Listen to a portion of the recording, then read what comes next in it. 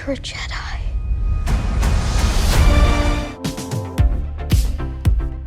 Hey, welcome back to ScreenCrush. I'm Ryan Arey, and this is all of the Easter eggs, references, and little things you might have missed in the big Star Wars announcements at D23 this year. We're going to break down all of the leaked trailers and the Skeleton Crew trailer, and we're going to break down the teaser for The Mandalorian and Grogu. This is a very exciting time to be a Star Wars fan, so let's get started. So first, I want to talk to you guys about the announcements about Andor, and we're going to break down the footage that they showed. Now, I have been very upfront with how much I love this show. In fact, I think it's the best Star Wars they've made since The Empire Strikes Back. Well, what makes it so darn good? Well, Andor was a show that I didn't think we actually needed or wanted. When they first announced it, I thought it was a pointless Disney Plus spin-off of a mediocre movie. But then, Tony Gilroy delivered this incredibly nuanced take on the Star Wars galaxy. He made the fight against the Empire a proxy fight against all totalitarian regimes. For the first time, we got to live the lives of the people who were actually building the rebellion. The young dreamers, the jaded cynics. The axe forgets, but the tree remembers. And the old man who sacrificed all personal happiness for a pointless cause. I burned my life to make a sunrise that I know I'll never see. But we also see how evil is rewarded in systems like this, with characters like Dedra Meero fighting for status and career advancement. And then we have two young men inserted into this, Andor and Cyril. They both become radicalized by this system. Cyril to the Empire and Andor by his time in prison. And I don't think that there are many more inspirational Star Wars moments than this. Plus, it made the politics of Star Wars fascinating, finally showing us Mon Mothma's delicate balancing act between being a statesman and a revolutionary. The show was filmed on tactile sets, not on the volume, and it had a budget of $250 million.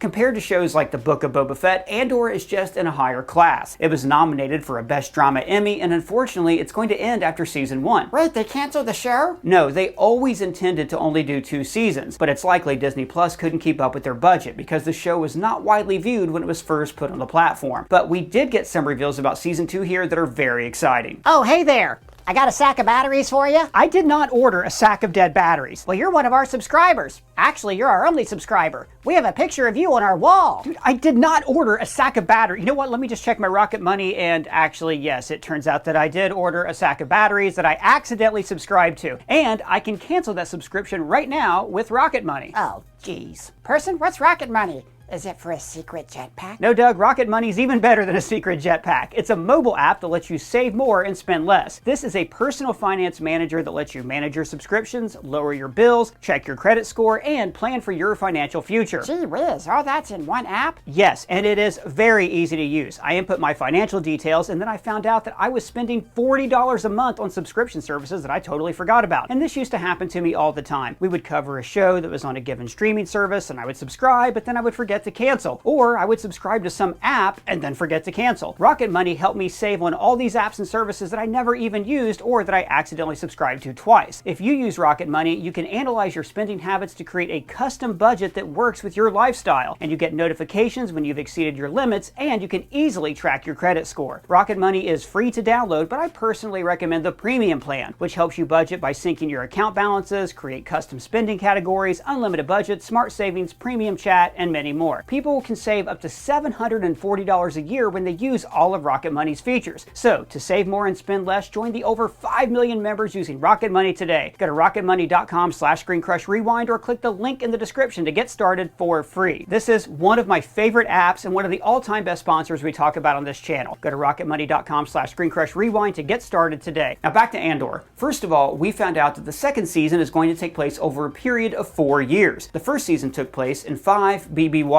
5 years before the Battle of Yavin. Now, if you're a fan of Star Wars Rebels, that means that this... You get them moving and you keep them moving until we put this place behind us. Took place at the same time as this.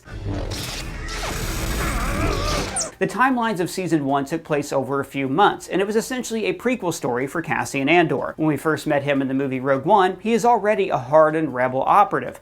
We'll be all right.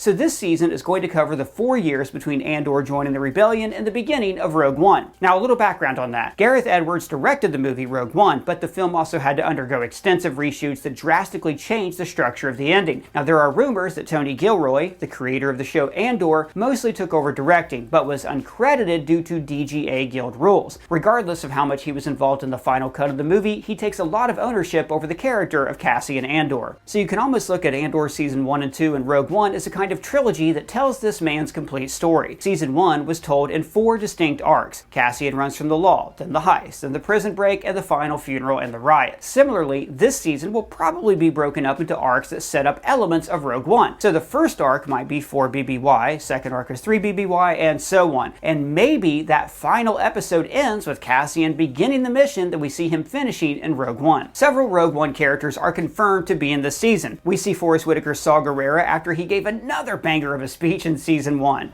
They're lost! All of them! Lost! Lost!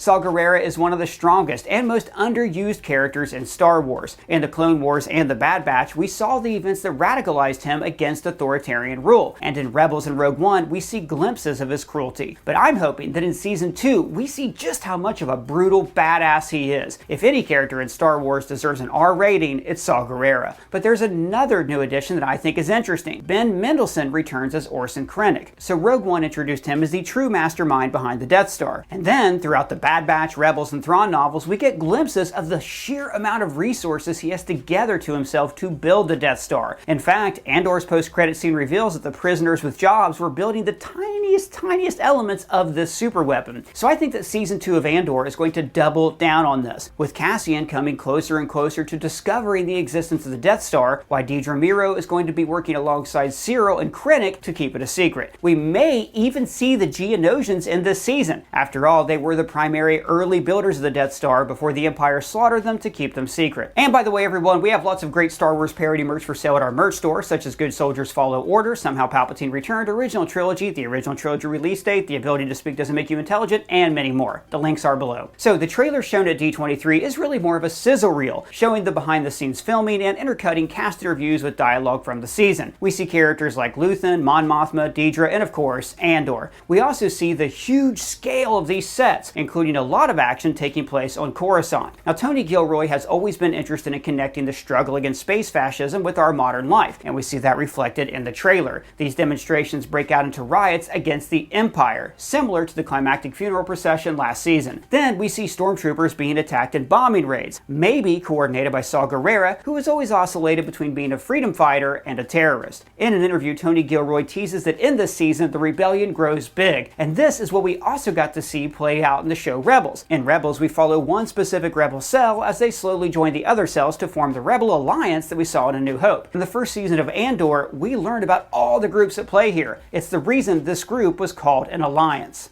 A separatist. My pays, a neo-republican. The Gorman Front. The Partisan Alliance. Sectorist. Human cultists. Basically, there are so many disparate factions that it takes time to unite all of them under a common banner. We also see Cyril in a suit, meaning he probably got that post in ISB alongside Dedra. But what was in his special box? Oh, that's revealed in the trailer too. The special box contained your mom. And the biggest reveal of the trailer for me was that Alan Tudyk is back as K2.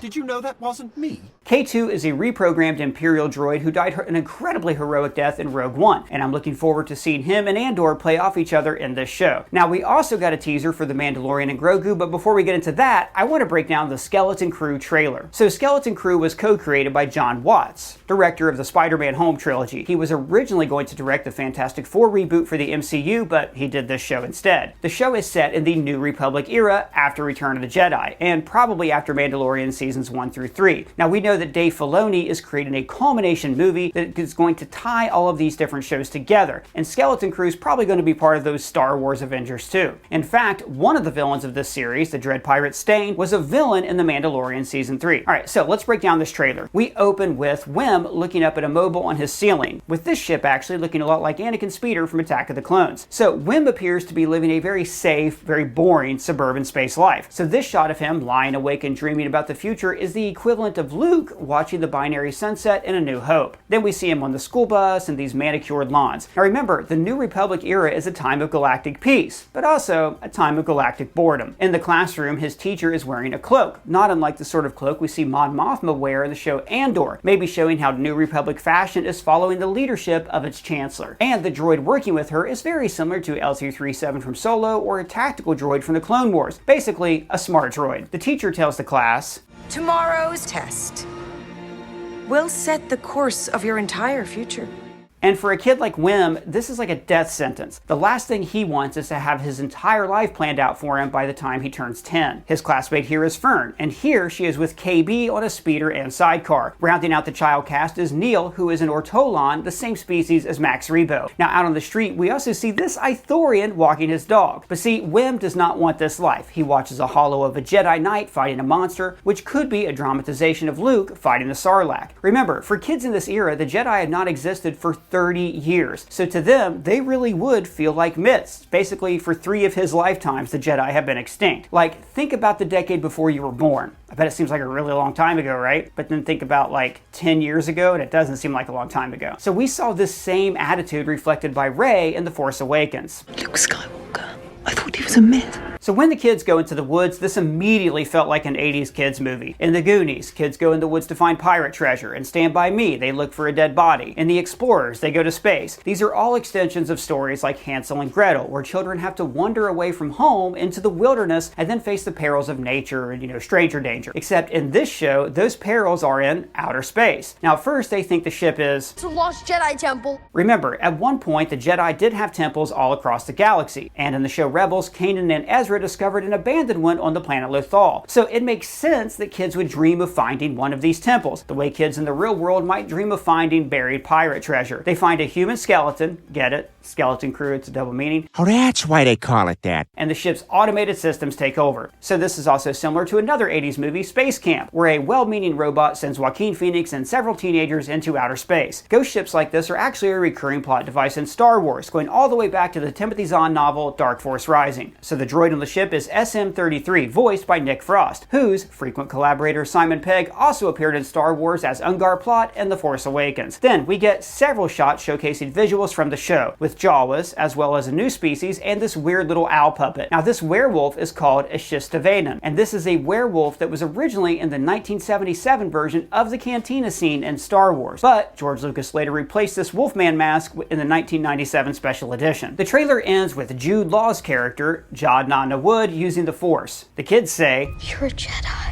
Which I don't think is technically true. Technically, Jude Law is old enough to have been a Padawan or even a full Jedi Knight during the Clone Wars, but I'm kind of a stickler for this one rule, guys. Yoda said that Luke was the last Jedi, so damn it, he should be the last Jedi. But Jod could be another kind of Force user. As we saw in The Acolyte and in the expanded lore of the Star Wars books and comics, there are many other Force religions in the galaxy. The Emperor did his best to wipe out them all so nobody could ever challenge his rule, but apparently he missed this one. And that brings us to the teaser trailer for The Mandalorian and Grogu. The image on the stage was of the Blue Squadron headquarters that we saw in The Mandalorian Season 3, complete with the Y-Wing parked out front. And then the trailer runs through some footage from the past 5 years, the two of them meeting, and then it gives you the feeling that this is going to be a culmination of all their experiences together. The armorer narrates, reminding us that they are a clan of 2, and that Din is essentially Grogu's father. And then we see footage of them eating together, and then Din tucking him in. And by the way, since Pedro Pascal is currently off filming the Fantastic Four, it's likely that he will only be the voice of the character in the movie, and the actual body on screen will be played by Lateef Crowder. Din says that he is a bounty hunter, but now that Grogu is with him, he's going to have to be more selective in his assignments. And this was hinted at in The Mandalorian Season 3. Din said he was essentially going to start contracting jobs from Carson Teva in Blue Squadron, doing good when red tape ties the New Republic's hands. Remember, this is why he stepped in to fight the Dread Pirate Stain on Navarro in Season 3. So on a mission, he blasts these guards around this rich guy, and look, that is the return of the Razor Crest. Jeez, I guess the New Republic pays real good. Yeah, right? And then we see Zeb, voiced by the great Steve Blum. So Zeb was a member of Phoenix Squadron on the show Rebels. And with most of the Rebels cast appearing in live action in the show Ahsoka, I definitely think that we're going to get a live action reunion in the culmination movie. And then there are shots of these snowtroopers. Now, these are Imperial stormtroopers who are outfitted with cold weather gear that we saw in the Battle of Hoth. In fact, this planet is definitely reminiscent of Hoth. Now, at this point in time, the Empire is essentially like the Rebellion, living in the shadows, hiding out in small bases. So it would actually be appropriate if the Empire was forced to hide out in the old Rebel base from The Empire Strikes Back. And I love this shot of Grogu pulling a Die Hard, and then we see a mouse droid rolling through this cold weather base. But notice how the lights on the droid are blue, so maybe it's actually been hacked to make it good. Remember, like we saw in the show Obi-Wan, red droid light means a bad evil hack, but a blue light means it's a good person hack. We see some awesome droid POV shots before this thing detonates, so it's definitely a hack droid. And then we see Din and Grogu on a mini AT-RT RT chicken walker like we saw during the Clone Wars, standing up against these huge AT-AT walkers. Again, giving me major Hoth vibes. Afterwards, we get the new logo where Grogu gets top billing with his dad, and then we get this amazing teaser image. This is Grogu with the Anzellans, the same species as Babu Frick. Now look, I don't like The Rise of Skywalker, but I can never fully hate any movie that gave us Babu Frick.